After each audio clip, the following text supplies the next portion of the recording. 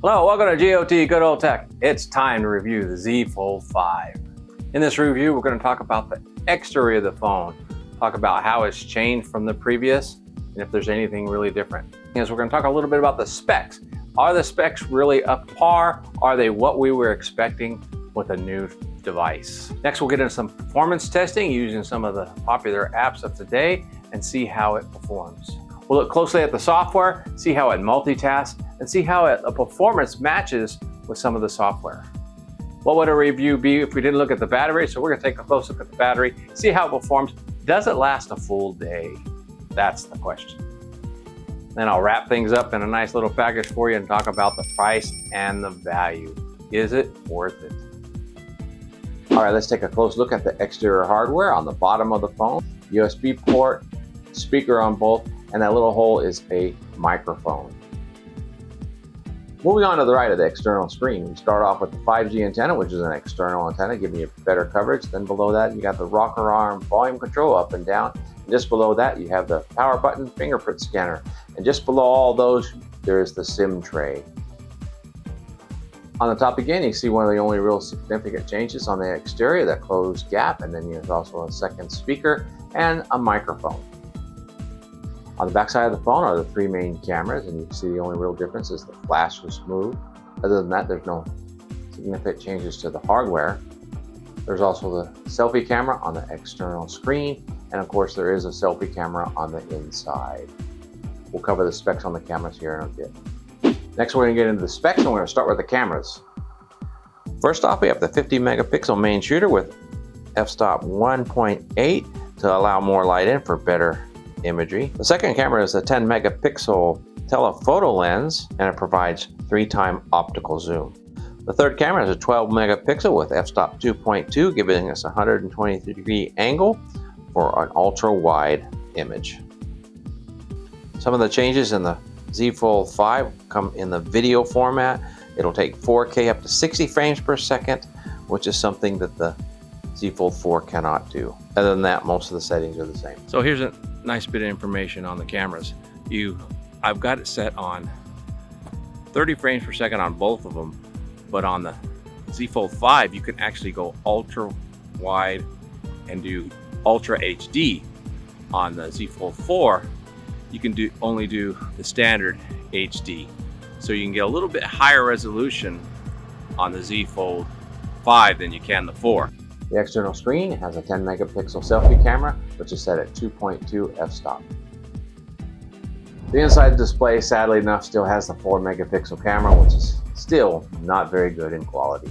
No changes there.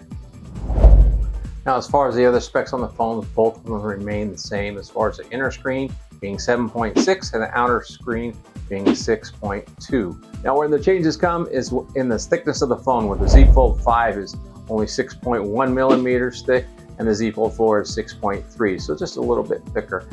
And when they're closed, the Z Fold 5 is 13.4 millimeters thick, where the Z Fold 4 is 15.8, so a couple millimeters thicker. And of course, as we mentioned earlier in the video, how the Z Fold 5 now with the new hinge folds flat. And the biggest spec difference is going from the Snapdragon 8 One Plus on the Z Fold 4 to the Snapdragon 8 Gen 2 on the new Z Fold 5. We'll get into the details on those up next. Now let's talk about processing power.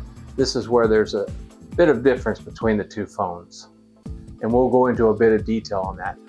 First off, let's look at the Geekbench scores between the Z Fold 4, the Z Fold 5, and even an iPhone. Looking here at the chart, we can tell that there's clearly no competition with the iPhone 14 Pro, which is the newest iPhone, soon to be an iPhone 15. It scores really high on the single core and on the multi-core, but if you notice with the Z Fold 5, the gap is closing in. Let's look at the processing power in real time. We're going to look at 3D Mark. This is a processing test app, as a lot of you may know of. We're going to see the difference between the Z Fold 5 and the Z Fold 4. When you're looking at this, you can see there's just a few frame rate differences, not a whole lot. And in the score in the end, there's not a big difference there in the scoring. So in reality, is there a lot of difference? Not so much.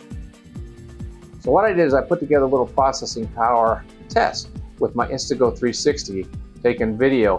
What I've done is I've taken this raw video on both phones and we're processing the video, and we're going to see how long they take and the difference. I'll speed through this video to save us a lot of time.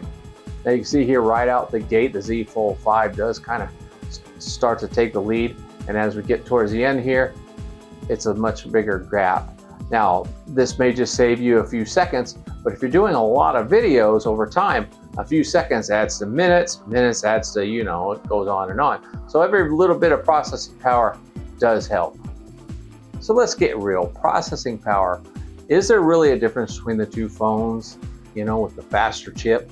Well, when I look at it in real time, I see the videos coming out a little bit cleaner, more crisp in the Z Fold 5 because you can go a little bit higher setting. Will the 4 do it? I don't know. They're not allowing it to do it, probably to get you to buy the Z Fold 5, but it could be a processing power issue as well. So we are getting a little bit cleaner video, and I think the photos are coming out a little bit cleaner as well on the Z Fold 5. And that could all be due to the faster processor. And then the fact that you can process these videos a little faster, that's a bonus. Software, let's talk about the software. I really enjoy the software on the Samsung devices, especially with that One UI, being able to multitask, open up 4 apps at the same time. Who's going to use 4 apps? Who knows? But I do use 3 apps from time to time, but mostly 2. UI, you can not only just open up all these apps, but you can pair them, which is really nice. And what I like to do is I like to put the pairing on the sidebar. So there's another tool, the sidebar. I put all my pairing apps there rather than putting them on the home screen, which you can do that too. And then the menu bar. The menu bar on the Z Fold 5, they've added and put it up to 3 apps on the menu bar. You can have your 6 main and then 3 most recent apps. That's really nice. So the multitasking on the Samsung Z Folds is better than the current available foldables in the United States. And the only other one I'm talking about right now is the Pixel Fold. It does not multitask nearly as well as the Samsungs. Okay, Mark, you got all this processing power and you can do all these apps, but how does it drain the battery? Let's talk about the battery. You know, when I first got the Z Fold 5, after running it a day and everything, I checked out the stats on the battery, and it's kind of scared me because looking at it compared to the Z Fold 4, it was looking bad. When you look at the Z Fold 5, after the first day, it says full charge will last about 20 hours and 41 minutes. That does not sound very good, especially when you compare it to the Z Fold 4, where when I first got it, it says it's gonna last 1 day and 14 hours.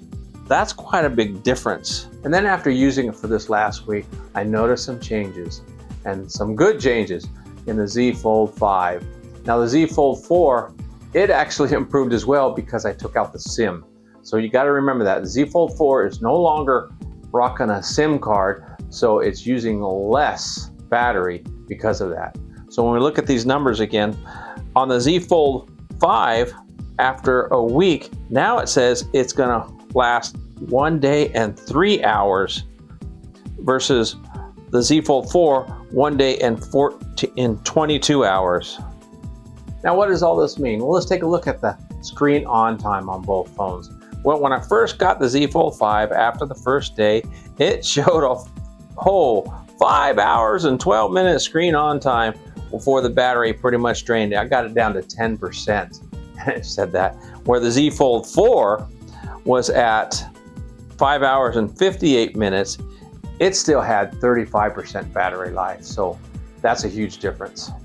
Now, looking on both again after a week's worth of use, you go back to the Z Fold 5, and it has 7 hours and 15 minutes screen on time, and it still had 24% left of battery before I went ahead and recharged it. Now we go over to the Z Fold 4. When trying to test it and run it for the same amount of time, 7 hours and 19 minutes, it had about 35% battery life left. So again, you got to realize that the Z Fold 4 did not have a SIM card, so it was not drawing that additional power that the Z Fold 5 is. So am I happy with the battery life on the Z Fold 5? I say yes, I am. It's about the same as the Z Fold 4, and I think over time it's going to actually even be better because I have all this additional processing power, and battery to boot. That's a win. Now let's talk about price and value. You know what, it's all going to boil down to personal preference and what you have in hand now. For example, the Z Fold 4, you can get this on Amazon for about $1,000, nearly half the price of this one, both being 512 storage. 512 storage, let's be real, the Z Fold 5 is going to be about $2,000. You can get this on Amazon for about $1,000, so half the price. Now, if you have another phone that you can trade in for the Z Fold 5 that might give you $1,000, they still have that trade-in program going, so you might even maybe get this for the same price.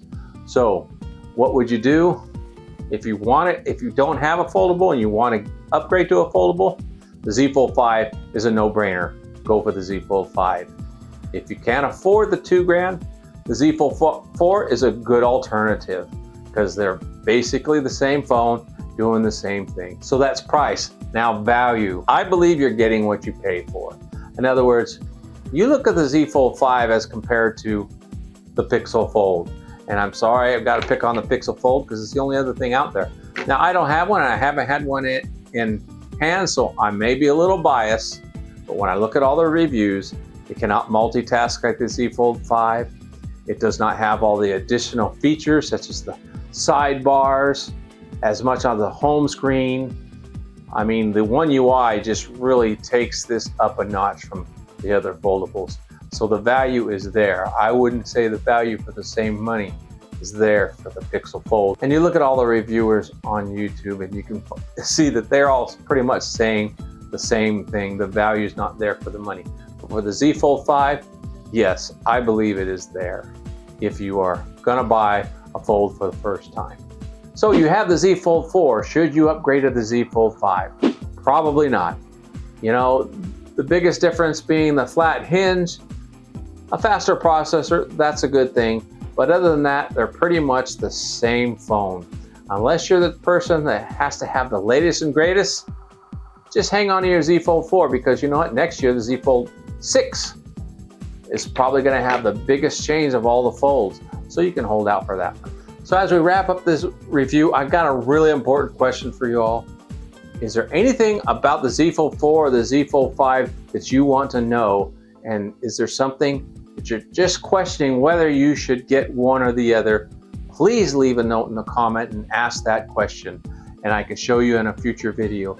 I will be sending the Z Fold 4 off to Samsung to get that $1,000 rebate. So I need to know very soon. I only have a few more days. So leave a comment, or please leave me a comment and tell me what is your favorite feature about these phones. And if you're waiting on an upgrade, if you're planning on upgrading, or you're waiting on a different phone, let me know, let's talk. I hope you enjoyed this video and got something out of it. If you did, please smash that like button below to let me know. And while you're there smashing that like button, go ahead and subscribe to the channel to help support the channel for more future videos. Thank you for staying to the end. If you've never tried a foldable, you've got to try it.